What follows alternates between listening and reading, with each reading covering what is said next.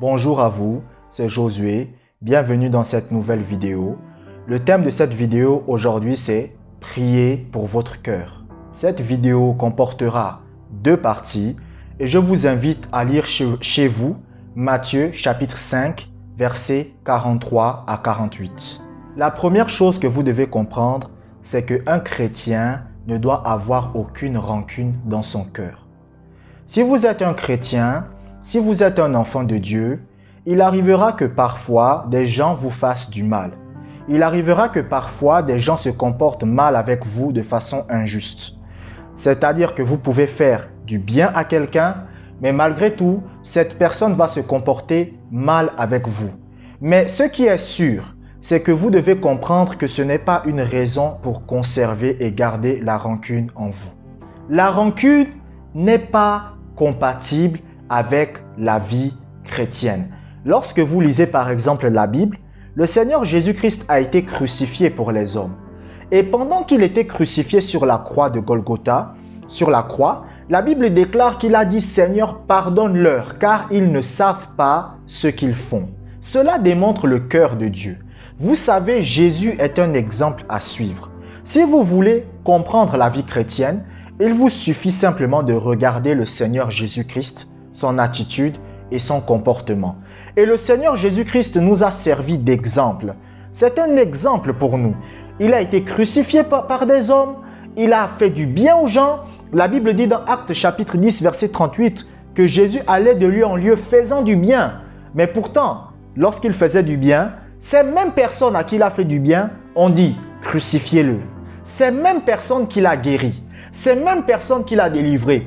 Par exemple, pendant qu'on criait « crucifie-le », Jésus regarde comme ça, il voit une femme. Il dit « Ah, la femme là, elle était gravement malade, j'ai prié pour elle. Elle a été guérie. » Il regarde comment il y a un autre gars qui est en train de crier « crucifie-le ». Il regarde, il dit « Ah, le gars là, j'ai prié pour son fils, il a été guéri. » Aujourd'hui, il dit « crucifie-le ». Mais Jésus n'a pas gardé la rancune dans son cœur. Jésus n'a pas gardé la haine dans son cœur.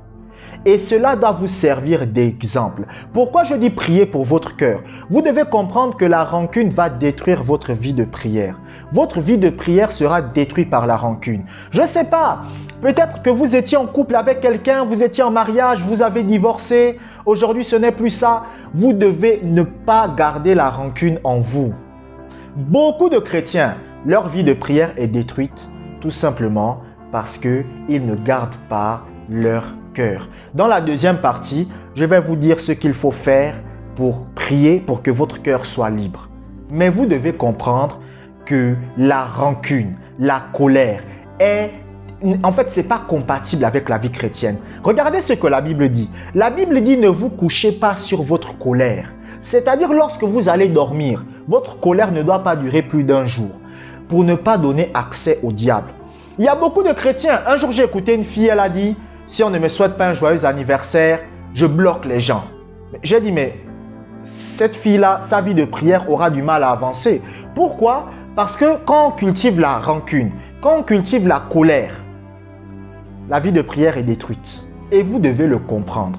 À partir d'aujourd'hui, vous devez être conscient de cela. Que chaque fois que vous avez la colère contre quelqu'un, chaque fois que vous avez la rancune contre quelqu'un, vous êtes en train de détruire votre vie de prière. Que vous soyez conscient de cela ou pas, vous êtes en train de détruire votre vie de prière. C'est pour cela que le Seigneur dit de ne pas garder la rancune. Quand le Seigneur demande de ne pas être rancunier, d'apprendre à pardonner, ce n'est pas pour les autres, c'est pour nous-mêmes. Parce que si vous ne savez pas pardonner votre prochain, ce qui va se passer, c'est que votre vie de prière va être détruite. Et beaucoup de chrétiens se retrouvent dans cette situation. Beaucoup de chrétiens, je vous garantis, se retrouvent dans cette situation. Un jour, il y avait un homme de Dieu qui priait. Et il disait, Seigneur, je veux que tu utilises telle femme dans l'église. Elle est sage, elle est calme, vraiment c'est une fille bien. J'aimerais que tu l'utilises pour qu'elle puisse faire des miracles. Le Seigneur a dit, j'utiliserai jamais cette fille. Et l'homme de Dieu dit, mais pourquoi? Et le Seigneur dit, la femme là a un cœur noir. Tu la vois comme ça, elle vit dans la sanctification, elle vit dans la pureté, c'est vrai, mais elle a un cœur noir, elle a de la haine envers les gens, elle a de la colère envers les gens, elle a de la colère envers son ex-mari, elle a de la colère envers ses ex. Et le Seigneur a dit, je ne l'utiliserai pas. Et beaucoup de chrétiens sont dans ce cas-là. C'est vrai qu'ils ne vivent pas mal, ils vivent une bonne vie, ils vivent une vie correcte selon la Bible, mais ils ont le manque de pardon en eux. Ils ont la colère en eux. Ils ont la haine en eux. C'est-à-dire que lorsqu'ils voient quelqu'un avec qui ils ont la rancune, ils prient pour que cette personne meure. Je vous garantis qu'il y a des chrétiens comme ça. Maintenant, qu'est-ce que vous devez faire pour vaincre cette rancune et cette haine? Vous devez tout simplement demander à Dieu d'enlever la colère dans votre cœur. Vous savez, tout le monde a eu de la rancune un jour, même moi. Un jour, j'ai été rancunier envers des gens. Vous savez, lorsque tu es quelqu'un lorsque vous êtes quelqu'un qui avait l'habitude de faire du bien aux gens, et lorsque parfois les gens ne vous rendent pas ça en retour, ça vous fait mal. Et vous avez tendance à cultiver la rancune. C'était mon cas, mais j'ai prié. J'ai dit, Seigneur, la Bible déclare que nous devons pardonner. La Bible déclare que nous devons marcher dans l'amour. Aide-moi à pardonner. Aide-moi à ne pas conserver de la rancune. Cela veut-il dire que vous allez vous remettre à marcher avec cette personne, vous allez vous remettre à rire avec cette personne, vous allez vous remettre à parler avec cette personne? Non, pas forcément. Mais vous ne devez plus avoir de la haine envers cette personne. Vous ne devez plus avoir de la colère envers cette personne. Vous devez avoir un cœur libre. Vous devez avoir un cœur libre. Et c'est ça que beaucoup de chrétiens n'ont pas. Beaucoup de chrétiens, vous savez, nous aimons prier pour beaucoup de choses. Et je ne dis pas que c'est mauvais, hein, mais nous devons aussi parfois prier pour notre cœur. Vous devez apprendre à prier pour que Dieu préserve votre cœur de la colère, de la haine, de la méchanceté. Parce que ça peut arriver. Écoutez, vous pensez que quand David a tué Uri pour sortir avec Bathsheba, vous pensez que David n'était pas un homme qui aime Dieu? Vous pouvez aimer Dieu aujourd'hui et ne pas l'aimer demain. Vous ne savez pas ce qui arrivera dans 10-15 ans. Il y a des gens qui ont abandonné Dieu comme ça. Il y a une femme, écoutez, j'ai écouté un jour la femme d'un pasteur. Et cette femme a abandonné Dieu. Vous savez pourquoi? Lorsque son mari est mort, elle a perdu la foi. Elle a dit, c'est bon, j'abandonne Dieu, je ne veux plus de Dieu. La Bible parle d'un homme qu'on appelait Démas. Démas, c'était quelqu'un qui travaillait avec Paul. Et la Bible dit qu'il a abandonné Paul pour le monde. Est-ce que vous vous rendez compte? Un homme de Dieu qui fait des miracles, il abandonne Dieu, Jésus-Christ, pour aller dans le monde. C'est pour cela que vous devez apprendre à prier pour votre cœur. Vous devez apprendre à prier pour ne pas garder votre cœur dans la rancune, dans la colère. Vous savez, il y a des hommes de Dieu aujourd'hui qui sont devenus des escrocs dans les églises. Vous savez c'est pourquoi? Au départ, c'était des hommes de Dieu intègres. C'était des hommes de Dieu intègres. Mais ils ne priaient pas pour leur cœur. Ils ne disaient pas, Seigneur, garde mon cœur pur, garde mon cœur dans la sanctification, garde mon cœur droit. Seigneur, que quand je voie les sœurs, je ne puisse pas avoir des pensées bizarres pour sortir avec eux. Seigneur, garde mon cœur de la rancune. Si quelqu'un me fait du mal, aide-moi à ne pas avoir de la haine dans le cœur. Ils ne priaient pas pour ça. Eux, ils priaient seulement, Seigneur, donne-nous l'argent. Seigneur, donne-nous le mariage. Je ne dis pas que c'est mauvais, hein, toutes ces prières-là. Ce n'est pas quelque chose de mauvais. Dieu veut le faire pour vous. Mais vous devez aussi apprendre à prier pour votre cœur. Un jour, j'ai écouté un homme de Dieu, le pasteur Ivan Castano. Oh, j'ai aimé ce qu'il a dit. J'ai vraiment aimé ce qu'il a dit. Il a dit 90% des prières qu'il fait lorsqu'il est avec Dieu, c'est le cœur.